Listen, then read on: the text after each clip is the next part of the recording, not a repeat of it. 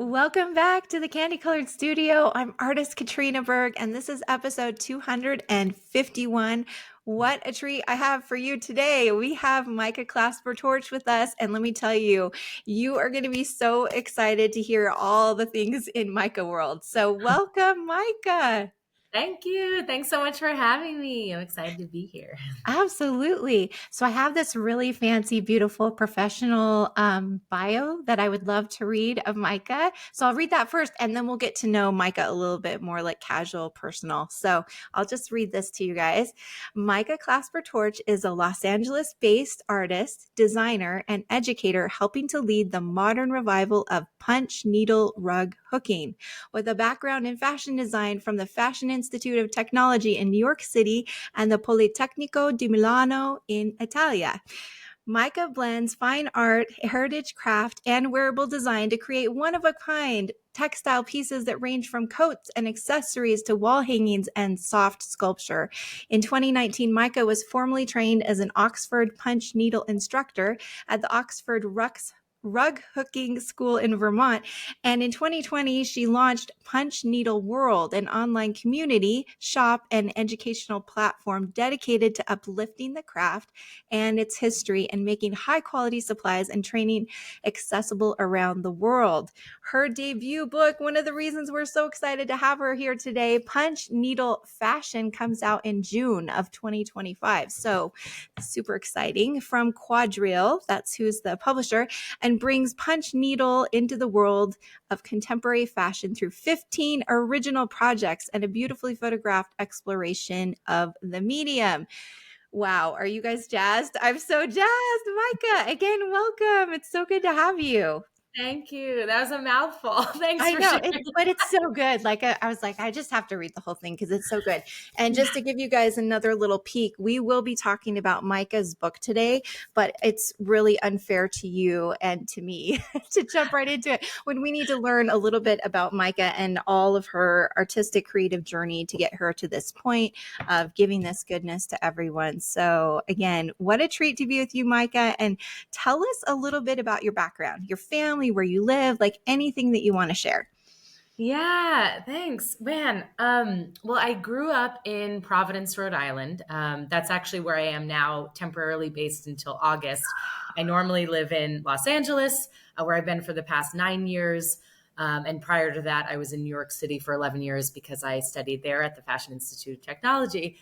I now live in LA with my husband and our dog, and that's where I do my work, both my own art pieces and run Punch Needle World.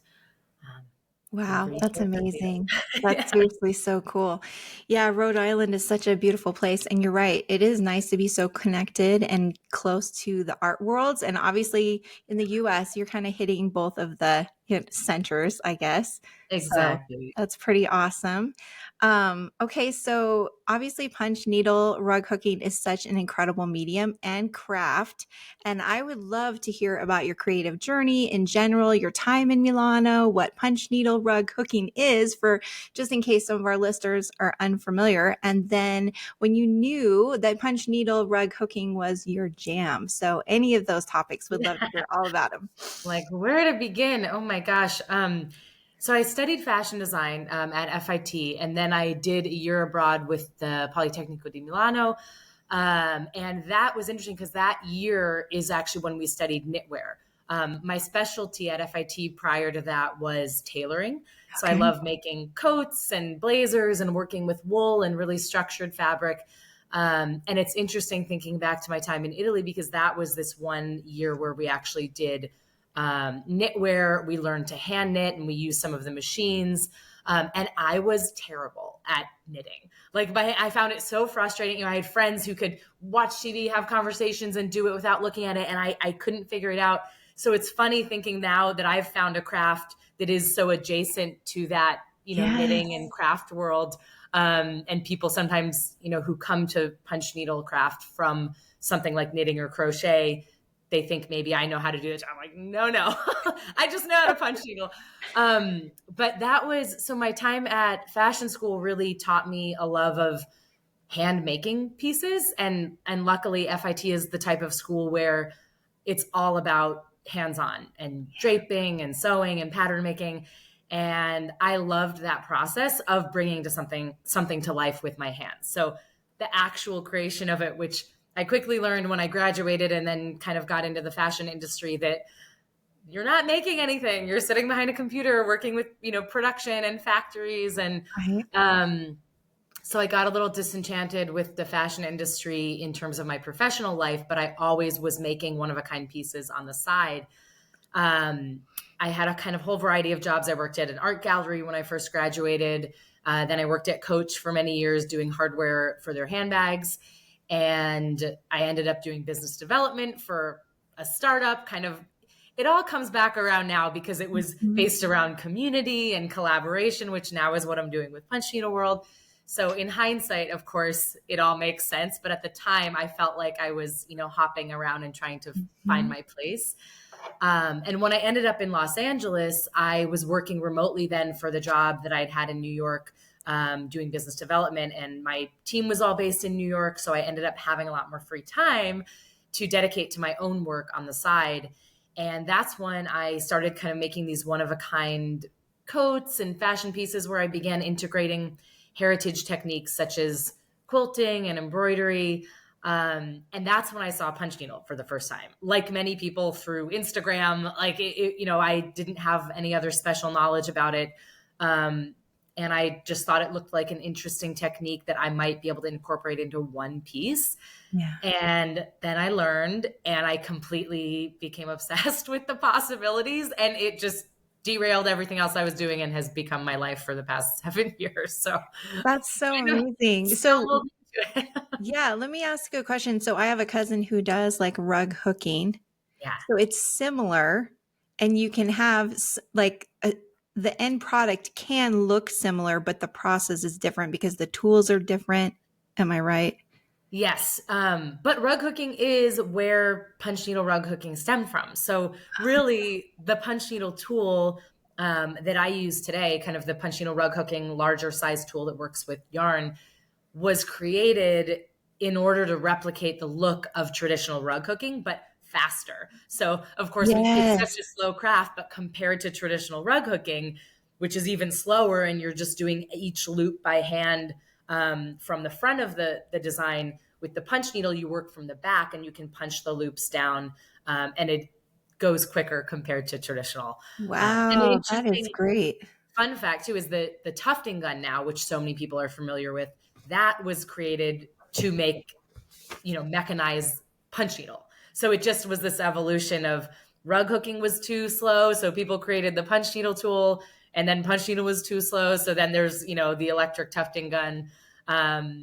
So That's they all, amazing. So, do you care if I show some of these tools really quick? Can we show them yeah. some of the tools? Okay, so I have to tell everyone that if you are just listening to this episode, if you want to come back later and look at Micah's, you can actually see the pages in her book on YouTube. So you can go to my website and watch right there, or you can just go to YouTube. So let me just show you. So this is there's so many great things about Micah's book, and we'll try to touch on parts of it as we chat. But I love that you started with like a brief history because I think that that's just wonderful, and the pictures are incredible. So obviously here's some of the tools. Do you want me to start with this, or do you want me to go to that other page that has like specifically tools? Yeah, well, this is great because this is actually gives you a little overview of some of the historical tools. So, as you mentioned, rug hooking, the first tools that were created to mimic that were these kind of shuttle style needles, which you see here on the screen if you're watching this. So many different types of needles, ones that move side to side, that kind of have like an egg beater like rotating handle. And then these are a little bit different. These have evolved into the more modern tools that we use today, which is probably on another page. Okay, let's scroll down here because I know there's an oh, here we go. Yeah. Is that a good one to show? Yeah. Yeah. That's the Oxford punch needle tool, which is definitely I think the best tool on the market. It's the most popular, and it was designed by Amy Oxford, who was my mentor and teacher when I learned punch needle. And she created hand punched rugs for 15 years for a company called the McAdoo Company. which is no longer in existence. And when she was kind of at the end of her time doing that, 15 years hand punching rugs, the tool that was used at the time was very uncomfortable for the hand to punch over and over for many hours. So Yeah. she invented this tool to make it easier on the hand and kind of enable her to punch for longer periods of time more comfortably. And so then that's become the tool that is most used today. And I love that it is designed by someone who actually did this for so long and Yes. knows, it is, I think a lot of brands now kind of are coming up with their own tools, but I love supporting, her and the fact that she's been doing this for so long and has had a company and took the time to develop something like this for all of us to use. That's amazing. Yeah. And then there were a few more, and it sounds like, yeah. Anyways, if there's anything specific you want me to show them, but like just know that there's a lot of really good Yeah. examples of exactly what to do with them. And Yes. Yeah, again, there's different sizes of needles, and the length of the needle and the width of the needle kind of determines both the height of the loops, so like the thickness of the punch needle textile that you create, and also the thickness of the yarn that you're able to use. So thinner or thicker fibers. And the book really shows you, I mean, as you mentioned, I start with the history because I'm just a nerd about the history of punch needles. So I had to make sure I could get that yeah, chapter in. And I great. think sometimes some of that's a little bit lost on social media these days. When people just see a craft, it's easy to think it's kind of one new simple thing, but there is so much history and heritage in this craft that I really was captured by when I was first learning it. So got to share that with folks. And then in the book, you Great. really will find a full explanation of the craft, as you see here, if you're watching, all the different types of tools, frames, different backing materials. So even if you've never punched before, this book can act as a intro to punch needle, as well as it's also teaching you to kind of take things to the next level with construction, if you're already familiar with punch needle. So awesome. Okay, so I'm gonna stop the share just so that we can see Micah a little bit closer up. Let's see. There we go. Okay, so something that I noticed, Micah, about 15 years ago, I started noticing this, but it was a re-emergence of the priority of handmade items. And sure, maybe part of it was Etsy hitting the scene, but it wasn't just Etsy and the technology that we were seeing coming through, like our connection internet wise, but it was just people that I knew personally. I noticed that there were a lot of collectors my age that were saving, and they would even pay small, very small monthly payments in order to have something like real in their homes. And so I'm sure that you've noticed it even more with punch needle hooking, right? So share with us your thoughts on the unexpected creative power of forgotten domestic crafts. Yeah, I mean, I think you're so right that in these recent years, it's only continued to be more of interest to us, and then especially also with COVID and everything too, and people kind of hands on. Like, I think the more that our world is just going faster, and the more that so much of our life is automated, and now with AI, we see it too. Like, the more that is being done on computers and by machines, I think that as human beings, we lose something intrinsically if we're not connected to the process, both of creating something ourselves, but also of the things that we surround ourselves with. So whether or not we make the thing ourselves, as you mentioned with art, you can buy printed art, at Target or at a store and decorate your home, but it feels different, I think, when you buy an oil painting from an artist that put their soul into it. And I think that as human beings, we can feel that when we see an item that is handmade versus an item that was mass produced, or even an item that was mass produced by hand somewhere, but by people who don't have a connection to the work. I think that comes through. Yeah. And I think there's also power in, as human beings, I think I've seen this with people, even people who say they're not creative, we like to, like, that joy in being like, I did that. Even if that's cooking a meal, it doesn't have to be making an artwork, but like the satisfaction that comes from taking nothing and creating into something, or having an idea and bringing it to life. And I think that I really see that as a counter to just what's happening with our world. And the more of our job that's spent just staring at a screen, I think we're craving that somehow. Like our bodies want that and our hands want to do things. So that's my take on it, at least. I feel like that's been true for me. So Yeah, I totally agree. Personally, I think that when there's things that I can do quicker because of technology, for me, it's an opportunity to spend more time in my studio and make something real, or to spend more time with my family cooking and making a really nutritious, beautiful meal with ingredients that I know where they're from and like exactly what, just knowing what everything is and what it's going to do. And I do think there's a lot of joy in the handmade. And yeah, it's just so exciting. It's so exciting to see just the evolution of what you've experienced. And like you said, I mean, you experienced a lot of amazing opportunities throughout the fashion world and design world. And yet, look at what you've done with it. And it's so exciting because now you're opening the door, you know. I think Micah just barely touched on this, but she's got a lot of examples of how you can do like the actual fashion items that Micah's been designing and doing shows of for years. And I think that that's so incredible that you don't necessarily have to go to fashion school or go to, I don't know, some specific course. Like you can actually just get Micah's book and start learning. Or if you know some things, it'll take you to the next level, which is so beautiful and exciting.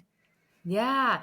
No, thanks for saying that. It really feels like I wanted it to feel like a different type of craft book than what is out there. Certainly, at least in punch needle right now, which there's a lot of beautiful punch needle books that will teach beginners how to craft and make things for the home and some art pieces. But I really wanted to show people that punch needle can be more than what it is now, but also more than its history, because it was just rugs for a really long time. And then artists started using it. So maybe wall hangings and now, pillows and other artwork. But it's a textile technique. And so I wanted to show that we could, if we learned how to construct with it, there are possibilities for its applications both in interiors and interior design, like upholstery almost. There's a lot of fun things being done with that. And I think there can be more done with it. And with fashion. So the chapter in this book that is about construction techniques is the one that you just won't find in another punch needle book. So this is where it's kind of this funny, it's both a punch needle book, but it also is very much a sewing construction book, which is also, I think, why it took me so long to even want to write this. I was really intimidated, not by the teaching people punch needle, which I've been doing for years, but how to even explain and put into step-by-step instructions the way I was constructing with punch needle. So Yeah.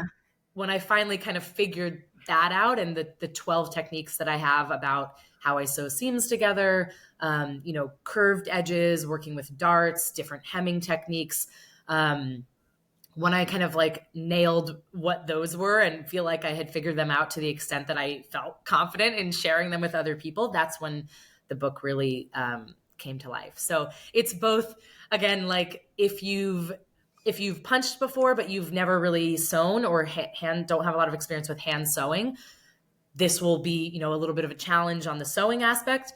If you have a lot of experience with sewing but you've never punched before, this is kind of this fun, you'll totally understand the sewing aspect, but it will create this opportunity for you to make your own textile that then you can construct with. So it merges these two things in a fun way, and I'm really excited to see what people do with it.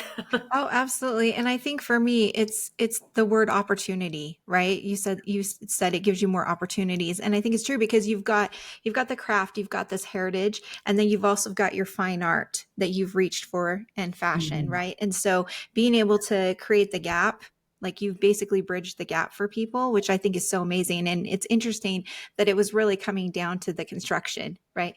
How do you actually show how to do the construction? And I think that's amazing. And so I think this will be just a way that will not only bring a lot of joy to people, but it will just blow their minds in the most beautiful way.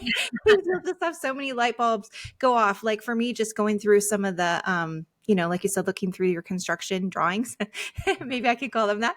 Like that's kind of how I felt. That's like, oh, that's fascinating. Then that's what you would do because before I even got your book, I looked on your website because I wanted to see like your awesome stuff that you were doing with fashion. And it was just fascinating to see, because I just saw the end result. And so this is almost like looking behind the curtain, because now you can see actually how that works. You know what I'm saying? So, I mean, obviously it still takes a lot of hard work, and you need design skills and passion, and obviously you're going to spend a lot of time doing it. But I think a lot of people would never they would never go to the point that you have if they don't see something of like actually how to get there. Do you know what I mean? So, Exactly. so well Exactly. done. And I took it for granted having studied at fashion school because Mm-hmm. but it's that thing where at that point, I'm like, I don't even know what to call the techniques I'm doing in sewing wise because I forgot since I studied them. So that it felt very intimidating to kind of be like, what am I actually doing here? What do we even call this type of seam? That was why it was hard to think about sharing it. But once people, have a little bit of that clarity, and I think like anything construction wise or craft wise, like once it clicks with, okay, if these are the properties of how this works, here's how you can put it together, and it's a little bit like a puzzle then. So the sky's the limit for people. They can Yeah, um, I think you're right. And I think you've given enough examples that they don't have to know how to do every little thing, but it's enough, like you said, you showed them how to do the curves and the darts and the folds, and then, all those, you give them enough, and then they can fill in the gaps yeah, because you've already created the bridge, right? So, yes, yeah, it's a gorgeous book. I'm just going to share another page here if you don't mind. This shows a little bit of what Micah was talking about. And so it has just obviously Stitch glossary just shows you exactly, well, maybe you should describe it because this is your book. You go ahead. yeah. No, that's it. The Stitch glossary. So I realized I can't assume that people know these sewing terms. I mean, I had forgotten what I was calling this, a back stitch, and and also I realized in teaching so many beginning punch needle classes where I teach people how to finish their piece by hand sewing with a mitered hem, Mhm. that so many people have never even done any hand sewing with a needle and thread. Right. So realizing, okay, I need to take a step back. Let's define these terms. And then this little piece you see here in the photograph, Mhm. um, I had kind of created for myself in order to showcase all these construction techniques for the book. I created this kind of sampler for myself where I had these little pieces that I was putting them all together using all these different techniques. So that's kind of the finished look there. And I think it would actually make a great class or course or something Yeah. because it was really fun to put together and kind of practice all the different ways of combining seams and hemming.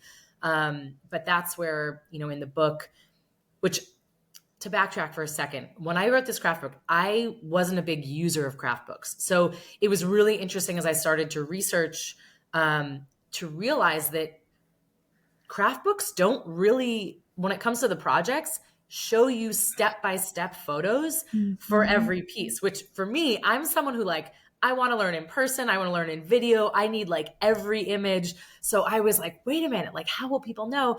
So it was important to me that because the projects, of course, don't have step-by-step photos for everything, that if I'm mentioning a construction technique, there are step-by-step photos in this book for every single construction technique. So It's so yes, you'll great. get to the project. Yeah. And I'll say, sew this seam together with an invisible seam. There are step-by-step instructions for how to do an invisible seam earlier in the book. There's step-by-step instructions for doing the dart, for all the complicated bits.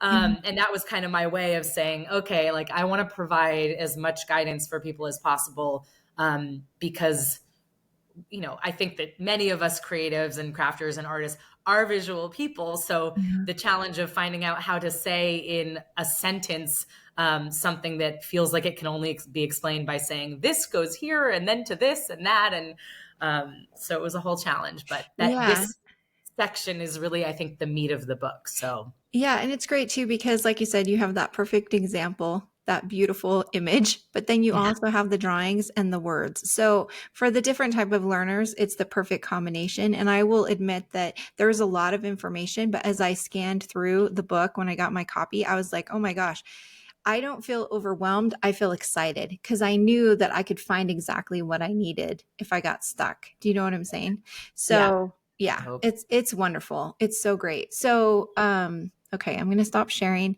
And I feel like, we've talked about how, you know, you've got different types of craft books that you were learning from. And I've seen lots of crafts books. And that's something that I noticed right away that was different. I was like, wow, I've never seen a book like this. And I'm like, this is amazing. And so you could tell you did a lot of research into that. You can tell that you really want to give people an opportunity to step it up no matter where they are in their journey. So I guess a question that I ask a lot of people that I would love to hear your response of, like, what advice would you give, especially creatives that are finishing high school or adults that want to make career change to be an artist? Like, should they go into debt to attend art and design school or intern at a firm, take workshops from local artists, online courses? Like, what do you think what would be some suggestions that you would give them to jump into their careers, this new journey? That's a good question. And I think it depends a little on the goals. I would say, I mean, I went to art school, I went to fashion school. And what I'm grateful for with having gone to FIT was how hands-on and technical it was. So I didn't know how to sew very well before I went to FIT. So for me, it gave me hard skills that I Mhm. just wouldn't have learned elsewhere. Or I may have over time, but it gave me that kind of formal foundation and an excuse to spend hours a day, getting Mhm. to sew and drape and pattern make.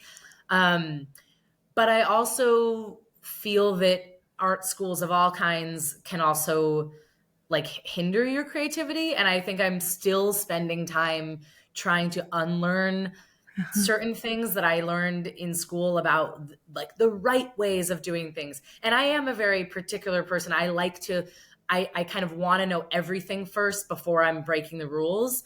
I want to like know all the details. I want to understand why something works because that allows me to kind of create and iterate within that, like break the rules outside of the box once I know like what the box is. Yeah. But it's still, I think, I catch myself and I think my own judgments about art and fashion and craft and design that get input from teachers in just these industries, like and having worked at an art gallery afterward as well. Those are the things I'm trying to unlearn. So I think when people are starting out, I also, if they haven't been formally trained, I actually think that's such a great place to be because you don't know what you don't know and you won't talk yourself out of things.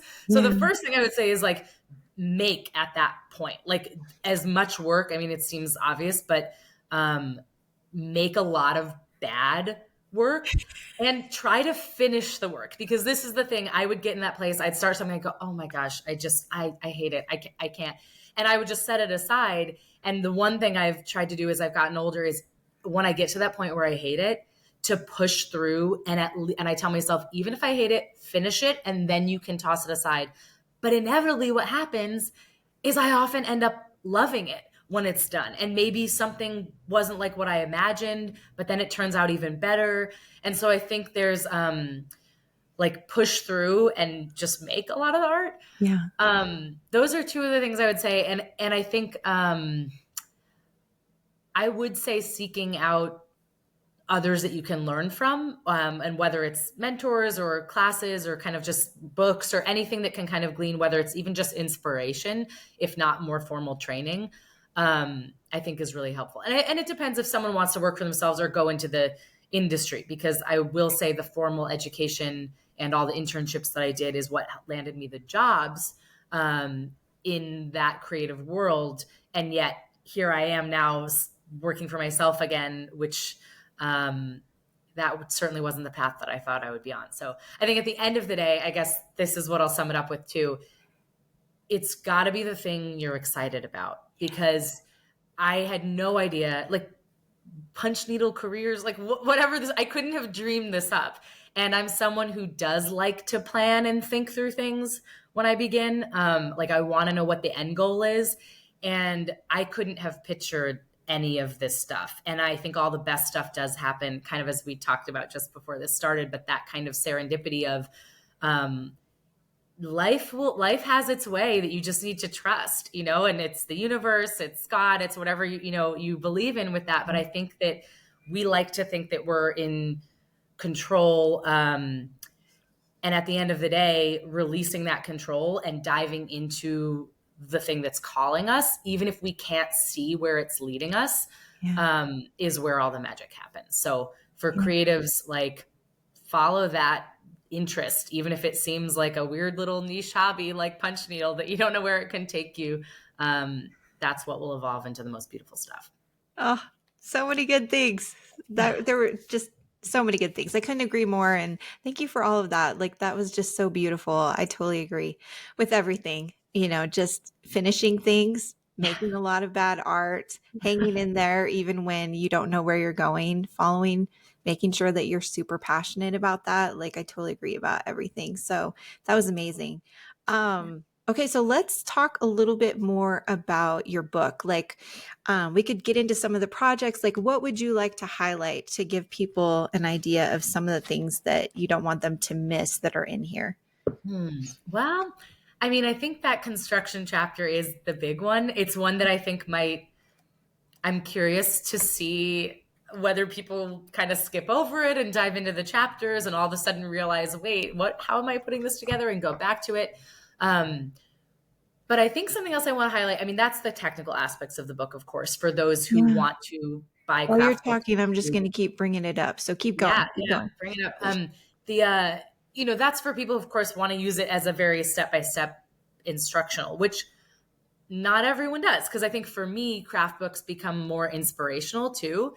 So one of the things I tried to do with this book as well, that I am excited for people to see and hopefully it resonates, is that I've tried to incorporate, along with the photos of the projects, which I've used a couple models that I've worked with to photograph them.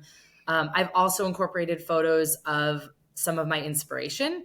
And I get a lot of inspiration from road trips and camping and travel and life in California and on the West Coast, the beautiful landscapes, nature, architecture. So I've kind of integrated those two, because for me, that's what has led to the inspiration of some of the actual kind of color and pattern design for my pieces. And I've given people the slopers for this book, meaning the actual shapes for the pieces, but I don't provide the designs for people, because I really want people to make from what inspires them.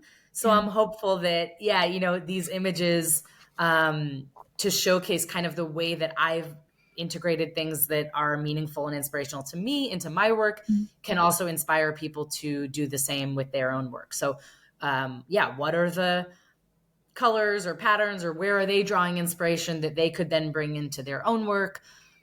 So it might seem, if someone's just flipping through, like, why is there this picture of a building or of plants, next to this model carrying a punch needle purse or something?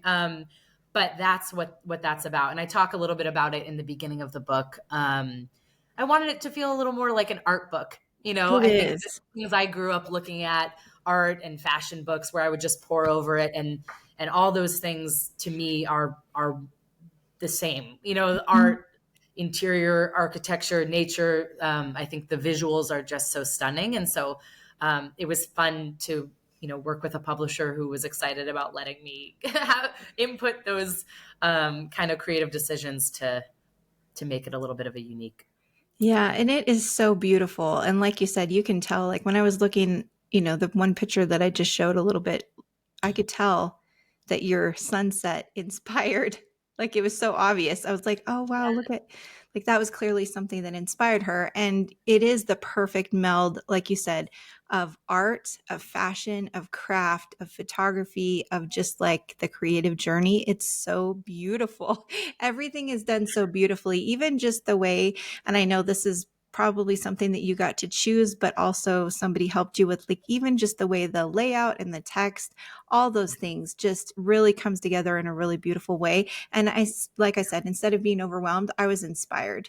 I was super inspired with all the opportunities and possibilities of what you were showing in the pages. And I'm like, wow, this is amazing.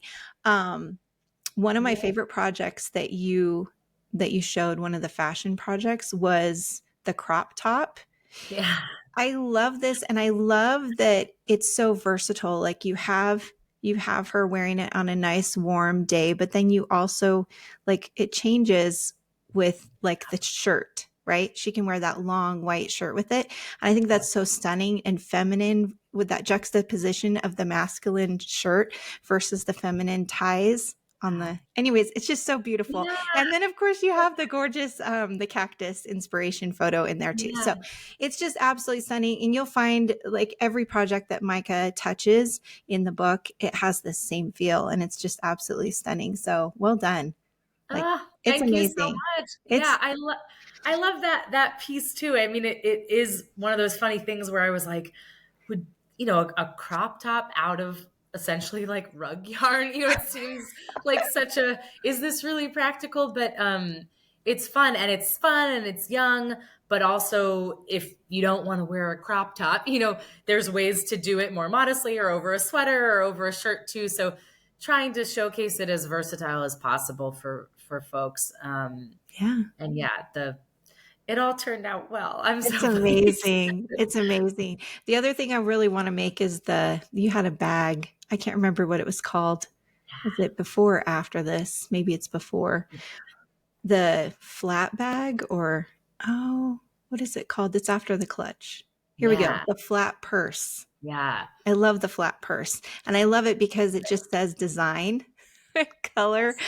all over it, right? And of course, you've got your sunset picture. So that was like that would be Yeah. the thing that I would do first would be the flat purse. I just think it's stunning. But I mean, that's a great project. The projects are loosely in order of like easiest to difficulty. hardest, but it's not really, that depends on also people's sewing skills, Hmm. because some of the smaller projects are really only in the beginning because it doesn't take a long time to punch them. Yeah, So you could actually do it in a day, which means it's, something like this will take you longer. sure. Yeah, so like the little The sewing is more bracelet. approachable. Yeah, you had bracelets and a belt. Obviously, those would be a lot faster, and they were also very special, like a smaller version of what the flat bag is doing, right? Yeah.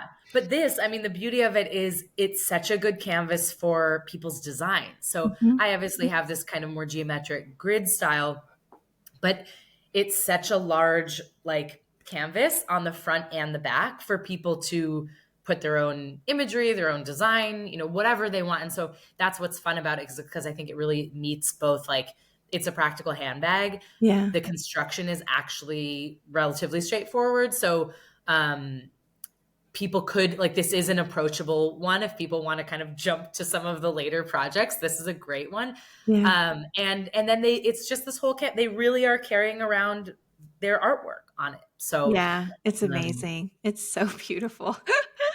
But again, I could say that about each one of these projects. Like even the collar, I thought you had your different there were different collars. There was the pointed collar. What do you yeah. call the one that's curved? I mean, I just called it a rounded Just a collar. rounded collar. Yeah. I think my grandma called it like Peter Pan when I was growing up. I Yeah. thought so Yep. funny. Exactly. Peter Pan But collar. yeah, not a lot of people would call it that these days. But Yeah. yeah, rounded makes more sense. Yeah. But yeah, just super charming. Lots of it just shows that whatever you want to tackle first, like you said, if you want to tackle something simple, start with the bracelet or the belt. If you want to go complicated, like you said, it doesn't have to be this graphic, although I think the graphic is absolutely beautiful, but you could make a really intricate design with the same, techniques that Mike is teaching you. So Yeah. amazing. So So good. amazing. So good. Okay, so let's kind of jump topics here. I would love to hear. I mean, obviously, you've told us a little bit that you have this beautiful community that you work with. You've obviously worked with a lot of different aspects of the art world and the fashion world, which is so cool. So, I guess I think a lot of people I find I get this question a lot, and I'm sure you do too.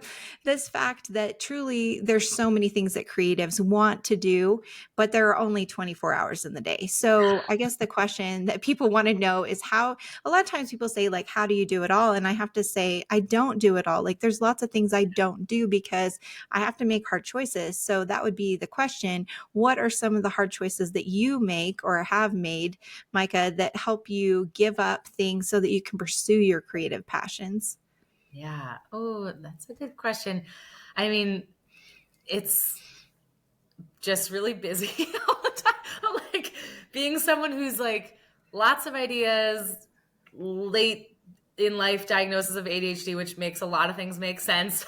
in terms of wanting to do a bunch of it, adding things onto my plate when I really shouldn't, but that kind of excitement for many things helps to fuel what I do. But yeah, I mean, I have fun working. And so I think, like, I love what I do. So I think that's the number one thing. So it doesn't feel like certain other things are sacrificed. And I do think I try to keep as much balance as I can. I mean, balance, the word, do we believe in balance? I don't know. But in terms of, I try not to be maybe as much of a workaholic as I have been in the past, and find time to spend with my husband and my dog and go hiking and take weekends and go camping. I used to not take weekends. Like, I literally, when you work for yourself, I'm thinking about my work all the time, Yeah. no matter what I'm doing. And so I've learned I have to really build in those guardrails for myself to try to separate and step back. And I'm more productive then, and I feel more excited about what I do when I do that. But I mean, I'm doing everything from I design all my websites. I respond to all my customer service emails. I designed the colors of the yarn. I was doing that production for the products that I have for Punch Needle World. I have these monthly small patterns that I design and share for free to my newsletter mailing list for, Punch Needle Project. So there's a lot of stuff going on. I do think that as I've kind of dived further into Punch Needle World over the past, I guess, 5 years since COVID, my personal work has been set aside a little bit. So I think going forward, I'm eager to kind of go back to what I think I'm best at with Punch Needle World, which is the education and community building and sharing resources and kind of directing people to those resources. I've got a little bogged down, I think, in the product side of things. Yeah. And so I think I'm realizing, for me to go where I want to go, I have to let go of some things. I can't keep trying to do it all. And so I think I'm interested to see kind of what that shift looks like over the next year, because there are some new things I'm excited to bring to people with Punch Needle World and with my own art, kind of getting back to lots of ideas that I haven't been able to realize because they just take time with something like Punch Needle. And I'm ready to carve out more space for my own work as well. So, I mean, I don't have a great, I can't, I try to do it all. I can't do it all. Things suffer, as a result, if I'm not willing to kind of cut things. So I'm very much in that space, I think, since this book has come out, of thinking about how I actually want to intentionally navigate going forward with that time.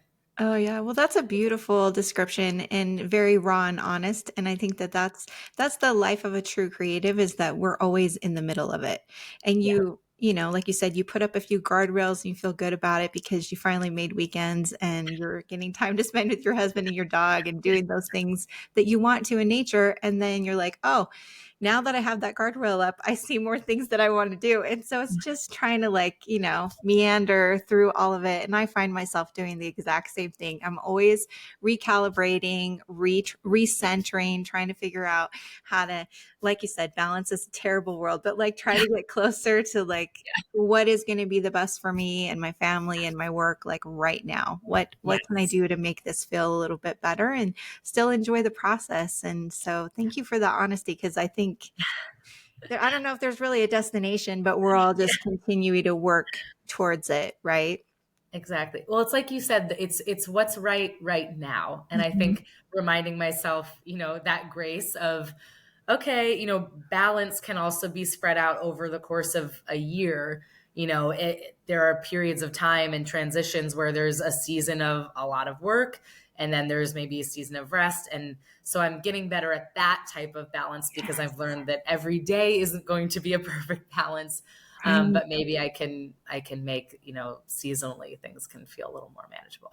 Yeah, I love that. I love that because I feel the same way. I think that it's easy to say, okay, I'm going to have everything in a perfect day. I'll have time to rest and time to create and time to spend time with family. And sometimes it tends to be more like, oh, I'm going to go on a trip for a week and a half with my family. And then I get back and I'm going to work really hard for a week or two. And that's okay. It's totally Yeah. okay. And just kind of just being intuitive and following your heart and make sure you're finding joy in the process. It's all really good Exactly. stuff. And I think I love too how you talked about how it's important to recognize what your gifts and talents are, where your strengths are. And you talked about how that has to do with like collaboration, and also with teaching. And I think those are so beautiful because again, it's important to know what you're good at and where you find the most joy so that you can make time for those and then also for your work. So Yeah. yeah, that's so awesome. Well, thank you for sharing all this with us. I think there's going to be a lot of people that, number one, are going to be like, I'm getting off the ship that I've been on. I'm going to try punch needle, which is Yes. so great. Yay. And I think also a lot of people are just going to be inspired and say, you know what, Micah is facing a lot of the same things that I'm facing, and it's okay. This is part of the journey, and I just need to finish, or I just need to finish this one project or keep moving along. So you've given us so many wonderful things to just ponder and think about. So Yeah. thank you. Gosh, it's been such a pleasure. Thank you for having me. Oh, of course. So before we go, why don't you tell our audience the best places to follow you and your art, any links that you want to share, and I'll make sure they're in the show notes. Yeah, people can learn more about Punch Needle at punchneedleworld.com. And on Instagram, that is at punchneedle.world. And that's where, the education, supplies, if you want to learn more about the history of the craft. And then you can find my work at micah-clasper-torch.com, and at clasper-torch on Instagram. And those are mainly the places that I'm That's sharing most of awesome. the work. And if I guess for the book, there is also a Yes. website, punchneedlefashion.com, where you can learn more specifically about the book. And if you have the book, that's the place where you would download all of the patterns, and find, links to my recommended suppliers and resources and everything specific to that project. That's awesome. So we are recording this on the 28th. So we are just days away. So for those of you that go and decide to buy the book today, it will be on pre-order, but then here in the next week, obviously they'll be shipping out. So it's probably all going to happen at the same time. But again, I can't tell you, like, I just haven't seen a book like this. I've never seen a book like this. I can't tell you how excited I am about it. I'm also just grateful for the goodness that you've put out in the world, Micah. Like, I was just so impressed looking through everything, that you've done and that you are working on, and just want to say thank you for just doing all this amazing stuff and for sharing it. And like you said, like a lot of it, you spent a lot of time figuring out how to teach people how to do all these things and what a gift that is. And so again, I'm just going to kind of